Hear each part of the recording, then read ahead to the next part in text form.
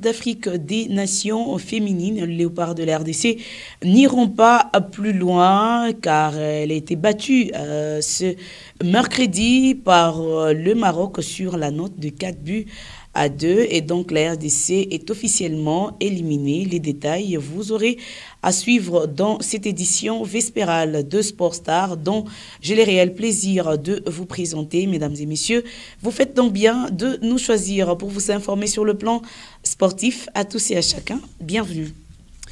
Je l'ai annoncé au sommaire, 2 défaites des suites pour les léopards dames seniors de la RDC. Les léopards, les protégés de Hervé Epi, se sont fait lapider ce mercredi face aux Lions de l'Atlas du Maroc. 2-4 était le score à l'arrivée. But inscrit pour les Congolaises par Merveille Kanjinga et Flavine Mawete. La sélection congolaise est officiellement éliminée de la compétition en attendant son 3e et dernier match face à la Zambie. Michel Bayo nous donne les détails dans ce commentaire. À ras de gazon, depuis la 6e minute, Merveille Kanjinga avait permis aux Congolaises d'y croire en exultant la chicotte.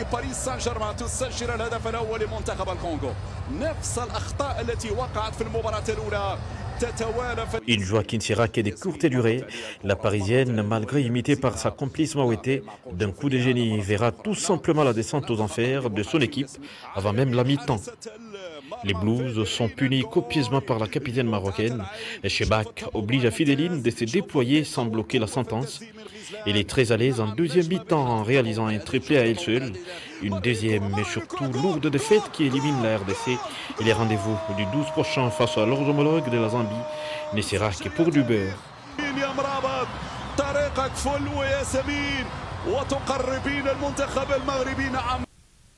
Et après cette défaite, le coach des Congolaises, Hervé Epi, se dit déçu car après une belle entame, les Congolaises avaient de l'avantage qu'elles pouvaient conserver. Malheureusement, le pire est arrivé. Il est dans cet extrait choisi pour vous par Michel Bayo.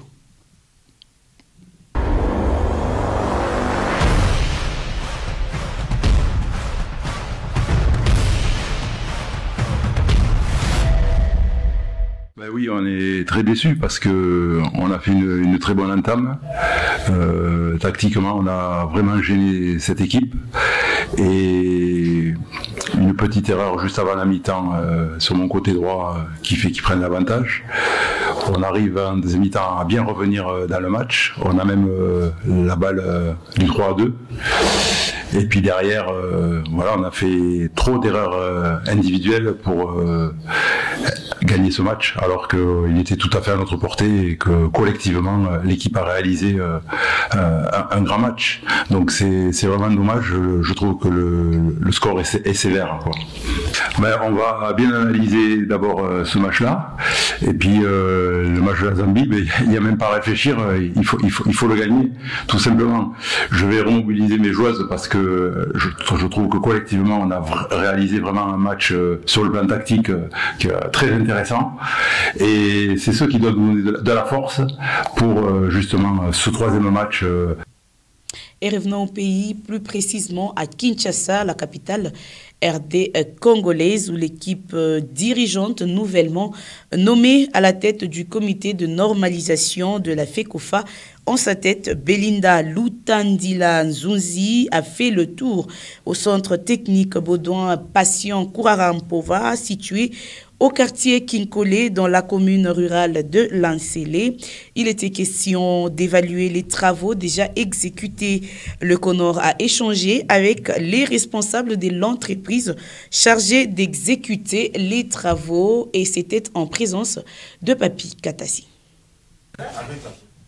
Dans les cas des 2 missions, à savoir la gestion courante et l'organisation des élections lui confiées par la FIFA, la nouvelle équipe dirigeante du comité de normalisation de la FECOFA, en sa tête, Maître Belinda Lutandila Nzunzi, qui avait à ses côtés ses 2 adjoints, Honoré Loangobo et Loabaendafe, vice-président, et Madame Lisette Mavungu Ntamba, membre, a fait ce mercredi 9 juillet 2025 le tour du propriétaire du centre technique Baudouin Kourarampova, situé au quartier Kinkole, dans la commune urbano-rurale de Lansele. Accueilli par les secrétariats élargis du CONOR, composé de Maître Innocent Kibundolo, secrétaire général, et Betine Dandani Kinsiona, secrétaire général adjointe, la nouvelle équipe dirigeante du CONOR a eu droit à quelques explications sur l'historique de ces lieux avant de visiter les 6 bâtiments, à savoir le bâtiment administratif, le dortoir avec 26 chambres, les réfectoires, la cuisine, le magasin, la vianderie, le terrain synthétique ainsi que les alentours de ces complexes dotés d'un certificat d'enregistrement depuis 2021 grâce au président Félix Tshisekedi. À l'issue de cette visite d'État de l'UE, Belinda Lutandi Lanzouzi, président du CONOR, a déclaré que l'État n'attend pas et qu'il était nécessaire de voir ces lieux, surtout que la gestion quotidienne de la FECOFA est l'une des missions qui leur a été confiée par l'instance mondiale du football. Vous savez, le travail n'attend pas. On nous a dit, vous n'avez pas beaucoup de temps, vous avez la gestion courante, vous avez l'organisation des élections. Avec le CONOR, ainsi que le secrétariat général élargi, nous avons décidé de nous mettre en œuvre pour ne pas attendre. Kourara fait partie du travail quotidien de la FECOFA. Donc nous sommes descendus pour voir ce qu'il en est, qu'est-ce qui empêche l'inauguration, qu'est-ce qu'il faut modifier et qu'est-ce qu'il faut améliorer pour avancer. Quand on dit avancer, pour inaugurer et voir qu'est-ce qu'il faudra faire par rapport à certains problèmes que nous avons trouvés, problèmes de terre que connaît le Congo.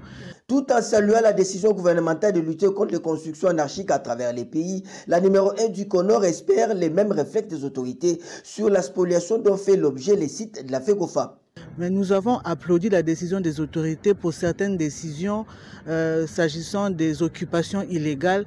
Nous voyons ce qui se fait effectivement sur le terrain. Nous pensons que pour la FECOFA, les décisions seront prises de manière parallèle. Comme j'ai dit, c'était l'objectif de cette visite. Nous sommes venus voir pour savoir ce qu'il faudra faire dans les tout prochains jours ou dans 1 mois ou dans 2 mois. L'objectif a été atteint, nous sommes là, nous avons vu et nous allons rentrer au bureau pour décider. Ensemble parce qu'il s'agit du CONOR. Moi j'aime le terme CONOR parce qu'on entend conjoint. En marge de cette visite, le comité de normalisation de la FECOFA, à sa tête, Maître Belinda Lutandi Lanzouzi, a tenu une réunion élargie à l'entreprise Safigec Hydro, conduite par son responsable Emmanuel Bikaï, ainsi que le contrôleur des travaux Hubert Makenga. L'objectif, évaluer les travaux qui restent pour la finalisation et l'inauguration de cette bâtisse sportive. Et restons à Kinshasa, mais cette fois-là, on va changer de discipline pour parler basketball avec la Lipro Bakin qui tend déjà vers la fin. 2 équipes ont arraché leur ticket pour la finale de la Ligue provinciale de basketball de Kinshasa depuis le mercredi 9 juillet 2025. Chez les dames, Senses a réussi à battre OGKS par le score à 3 chiffres, 103 contre 55, dans une rencontre retour de demi-finale.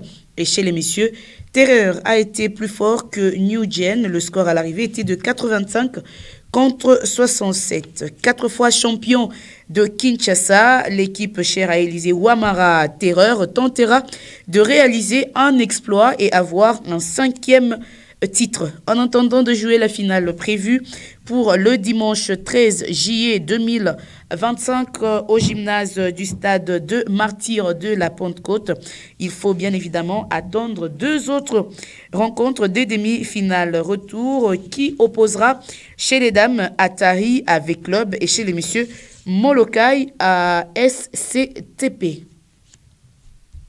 Et terminons ce journal par un mot sur la boxe. Le boxeur congolais Eric Kazadi, natif de Lubumbashi, évoluera désormais du côté de Dubaï et il a presté pour la première fois ce mercredi. Il a déjà gagné son premier combat au premier round. Dieudonné Batotela nous donne les détails dans ce commentaire.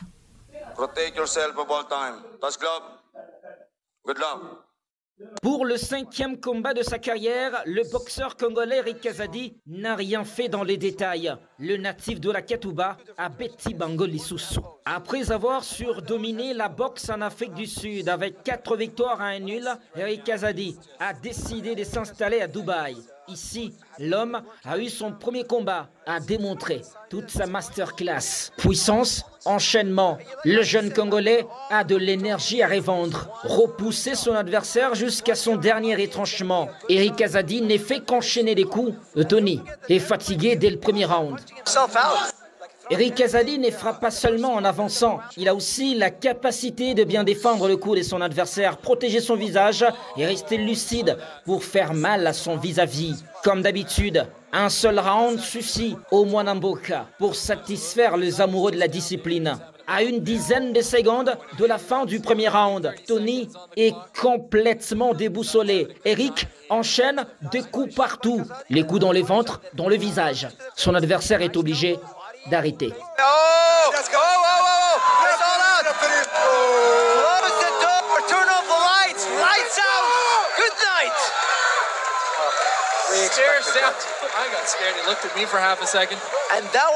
Porté par son rêve de devenir boxeur professionnel, Eric Azadi croit en la puissance de Moïse Katumbi Chapwe, grand sportif et surtout amoureux de la promotion des jeunes talents. Eric Azadi ne cesse de porter Moïse Katumbi sur tous ses équipements, rendre fier les Congos et surtout rendre fier son mentor, Eric Azadi. Né à Lubumbashi, sait que Moïse Katumbi mérite bien d'être honoré par les sportifs. The decision is knockout.